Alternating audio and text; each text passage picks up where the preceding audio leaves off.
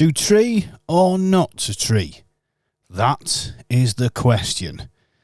It's a question that is posed by some Congleton residents who aren't pleased at where trees are being planted. Green campaigner Olga Whitmore has her say on this subject. And here we are today with Green Party member Olga Whitmore. Olga, what's going on with these trees?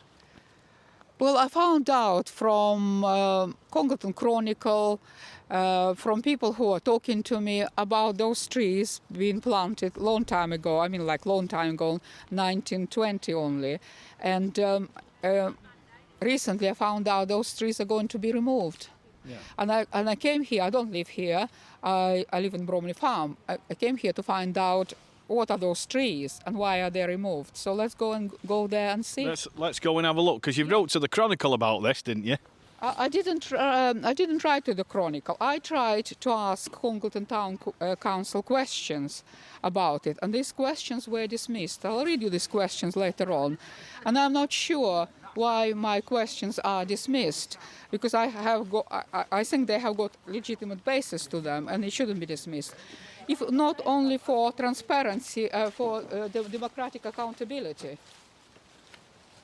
So, how old are these trees, do you think? Because I'm no tree expert, and I know you know more about things like that than I do. Well, they're as minimum as 3 years old, because when they were planted, that was the first initiative where Boy Scouts and people from Wildlife Trust, from Congleton Sustainability Group, from Tree Planting Group, I think 26 children and 8 adults planted them in 2020, in March, when it was the first time when people could go and plant something. That was the first project. And here you are, you can have a look at it. Now, let's have a look now. It's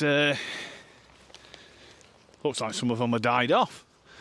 No, they're not died off. Some of them lose leaves because they're deciduous. Right. The deciduous trees are those trees which lose leaves in autumn and in winter. But we see with climate change, what do we see? Birch trees still have got lots of leaves. Yeah. So the leaves didn't fall. We don't have autumn as we used to know it. Yeah. It feels like spring more. Now these ones here, I don't know if you can go over them ones there. These are the ones that I thought had died off. They look like a struck match, but they're still alive. No, that's a tree, but that's not a tree. That's a dockweed. Oh. That's dock. Okay. Oh, well, there's a few of them in here. Yes, so because the area rewilds itself. So when you plant trees, what happens? The other species take over. They just come here and live here. You see, it's not monotonous grass. All of a sudden, you can see different types of vegetation. If you look here, it's almost nothing, it's just grass. Over here, you could see a dock, you can see buttercup, you can see dandelion. I probably can find some more species and something to eat even. But since it's autumn, things die. That's plantain. You see, you don't see a lot of plantains there. So that's a small oak tree, by the way. Look at this oak tree. Oak trees, they grow so slow. Right. So if you see, I don't know if we could see oak trees here. We might find the oak trees. I can't see it from the distance, but we can go around. There might be. So that area was planned by a retired landscape architect, Ruth Benson, who worked all her life in producing the schemes for York. And she's absolutely an expert in biodiversity and tree planting. And this area was checked. It's not like some group of people randomly came, like guerrilla gardeners, and they decided, oh, let's put these trees here because we have nothing else to do, or because this is empty space. No, it was carefully planned. And what is more important, Town Council made a decision, agreed with Cheshire East Council, that if majority of people support those trees, they should be planted. And they were planted. And then at certain stage, I don't quite know when, I think a year later or so, some people who don't even live here in this area, they started to object to those trees on the grounds that children can't play here. There was always one goalpost. There were no two goalposts here, so there was always one, and children could play. So if it were two goalposts, you could understand it's a football field. You would not plant the trees here. But look, it's a nice play area. It's one of 13, I think, in the town. We have got many of them. I know we have got sophisticated one at Bromley Farm.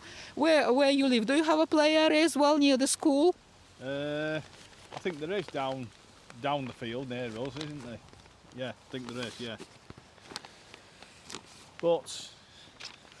But having a look around, what some people are complaining about, like you're pointing out, they're saying that it's in the middle of the football field. Would it have been better putting the trees further up? On one hand, yes, and that's what they did. But there is only small scope, because these are big mature trees there. You understand that you can't put some other trees between them, but because they will not thrive. So where they could, they planted 3 trees. Does it make sense what I say? Yeah, makes perfect sense. Don't forget that in 2019, Congleton Town Council, in September, the full council declared climate emergency, and the Town Council decided to plant 30,000 trees, 1 tree for each resident. And where would you find the areas to plant these trees? You need to find the areas, and you just can't all of a sudden say, well, we declare climate emergency, we don't plant trees. We need to find these areas. And because this is private area, this is not owned by Cheshire East Council or Town Council. This area is owned by builders. I need to find you the exact name of the builders. But you were worried that these trees were going to be ripped up, but they're still here. They were not going to be ripped off, but the decision was in 2021. They were planted in 2020 in February, and then some people came and took some trees away, and they were replanted. Okay, then in 2021. I think the people started complaining for whatever reasons, I don't know. And Town Council, according to Congleton Chronicle, let me find the paper, because that's very important. I mean, some people worry about the roots of trees, that they might be going under the houses and things like that. Well, you can look at this Congleton Chronicle article, which says, not everyone in favor of project to plant 30,000 trees. And as I said, the Town Council declared climate emergency 2 years ago. It committed to working with Congleton Sustainability Group and Cheshire Wild Trust to plant 1 tree for every resident. And the decision was, if the majority of people in locality, before planting trees, support the trees, then we'll plant the trees. But as I said, the sites were chosen specifically for suitability of these specific trees. So it's not randomly planted. But you need to understand that it was designed by an expert. It was not designed by people who have no knowledge, like me, for example. I wouldn't know where for example, birch trees will be planted the best. Do you think there could be more consultation with residents in future, so people aren't at loggerheads? Do you think that's the way to go forward? Consultations are good things, don't get me wrong. But if you consult people, what will people say? The people say, well, I don't want these trees because I can't walk the dog. I don't want these trees because I don't like the trees. And that's what happened, actually. Somewhere here, and I don't know exactly where, a tree group planted apple trees. And do you know the complaint of one resident, or maybe 2? The apple trees will create vermin. And that's another article, yeah, where somebody is complaining about vermin. How can that be? In law, if you know the law, these trees are protected, And you can't complain, for example, as a resident, that the tree obscures your sight. If somebody here complains and says, "Oh, this tree is on my way," right? And they don't help my solar panels or whatever they don't help, please remove it. It's not in the law. Because those trees, I don't know how many years old these trees, at least 50 years. Oh, yeah, I'd say those trees are quite old, yeah. So no, I mean, consultation is good because you have got different views, but also you need to take into account the science, the understanding what the trees do for us, and why can't we live without trees? Now, you're into all things eco. Do you know where these 30,000 trees have been planted at Congleton? They must be small trees because it's more or less a forest, that, isn't it? Well, first of all, they haven't planted 30,000 trees yet. They planted, I can't say to you how many trees, because they count also hedges, hedgerow plants, right? And they also count any trees individuals planted. So that is very ambitious plan. And also count link road trees. If you count those, that will be 15,000 by now. So it's halfway. So and the idea was to plant those trees until 2025. So that's very ambitious, and that's fantastic, because every time people cut the trees, and we know well, in a Mountbatten way, poplar was cut. You know, the reason why we don't know, it's a conservation area. I still haven't found out why this poplar tree was chopped. And now it's regrowing. If we come back there, we could see it was not dead. It's just regrowing like a bush. Yeah. I mean, some trees, they can come down. I know there were some that were, they fell down in the park in the summer, and that was because there was not enough water. So there can be a reason where the council has to cut the trees down because they're not safe. Yes, it's not the council which cuts the trees, Stuart. It's a decision of the tree surgeon. There is special agency. You can't just decide as a council. And second, streetscape doesn't have authority.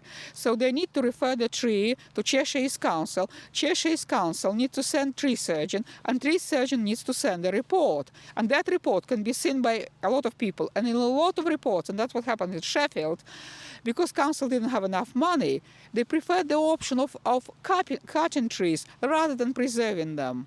And that's on basis of that, you know, it was just like people were awakened to the damage we create only because we just think that money is more important than wildlife, than trees, than nature. And it's still a lot of people are not aware about it.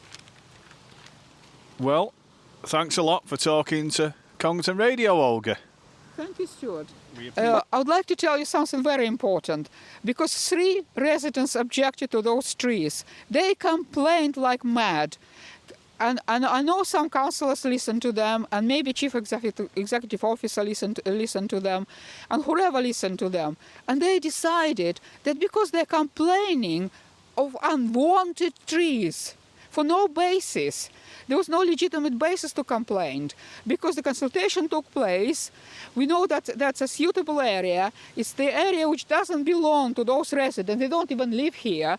They have got no power.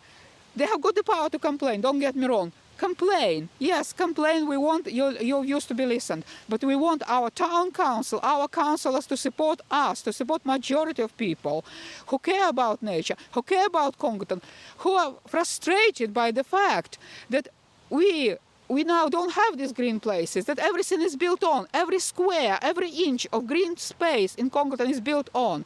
Do you know that Congleton is a unique place? Because there is not many places in the whole country where the countryside in the middle of the town. We have got Priestley Fields in the middle of the town. And I know you made a show about Priestley Fields. We did. Priestley Fields used to be Congleton tip in the past, where council didn't collect rubbish, so to speak. That was in the 20s. I think the idea of collecting what the people produce, like rubbish, glass, and whatever leftovers, appeared only in 1930. And after that, councils were given the powers to collect whatever people think they would be throwing away.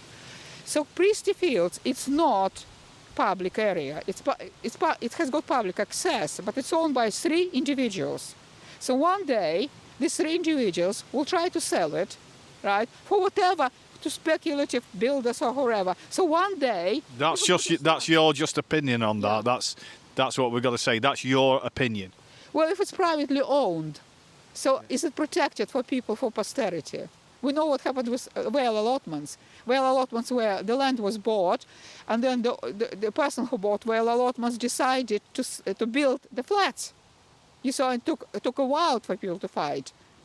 Now, the 3 people that have complained, they might live, I should imagine they do, around here, and they might think that they really don't like this project. They don't want it in their backyard for whatever reason.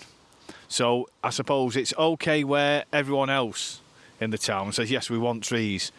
But is it a case of not in my backyard? No, it's not, because it's a different thing. Because trees are not buildings. You know, trees have got lifespan, very short lifespan. Once they're planted, it doesn't mean they will survive. And with climate change, they might not even those trees might not survive.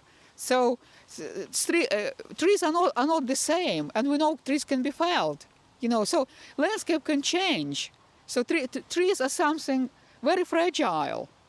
They are not like bricks and mortar. They're not motorways. You can't all of a sudden remove motorway, but you could.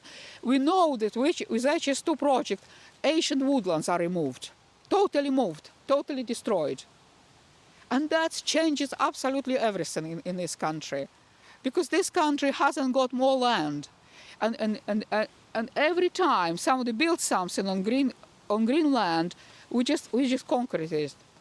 And that's it, it's gone. Once it's gone, it's gone. We can't make it. Who's responsible for the trees, the upkeep of them? Well, the situation with these trees is also not very clear. According to the Congleton Town Council, Town Council claims that it's a Congleton tree planting group, which is volunteer group, is responsible for planting them. So yes, it's volunteers who plant them. Then after that, it's supposedly streetscape will look after them until the trees become slightly bigger than that, and I don't know how much bigger. It's probably they measure the diameter of the tree trunk, but again, I don't know. And then after that, it will be Cheshire East responsibility. So yes, somebody else will have to look after those trees later on.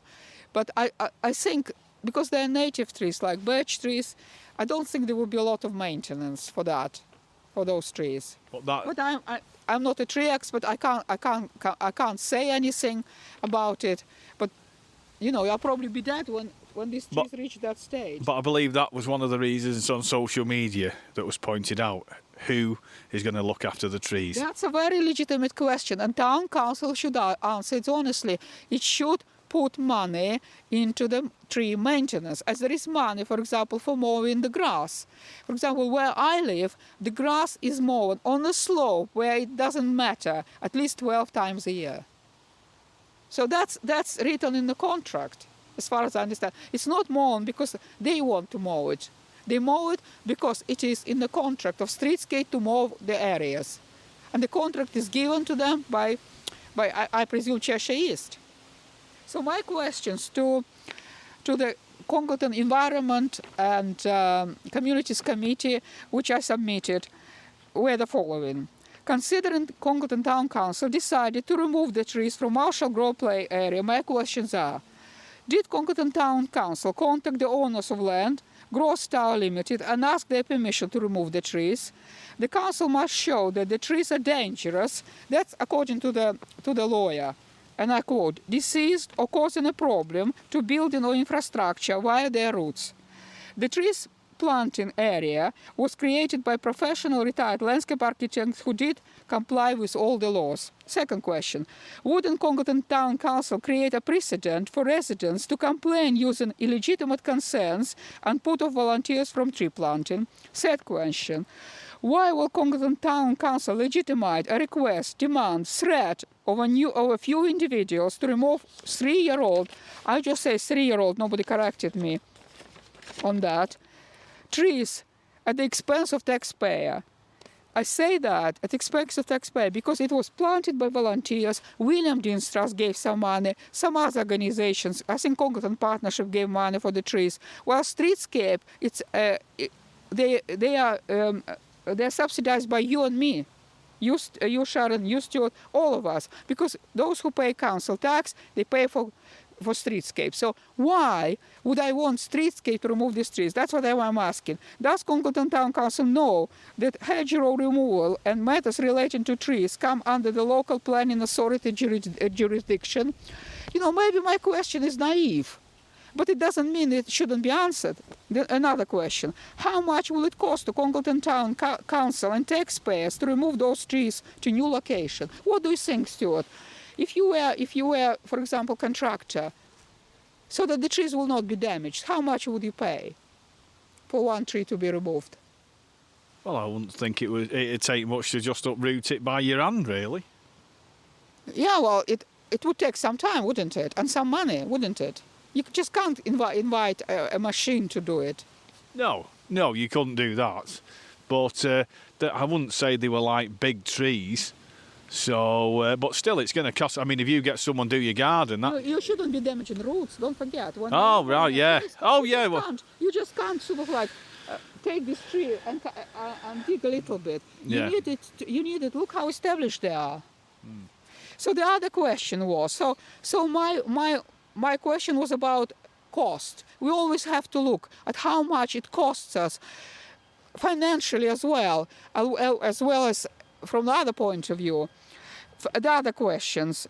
Did Congleton Town Council do a survey with Congleton residents and ask their views on trees and their removal? No, they didn't. They should have done the survey if they ask, and you probably did a survey.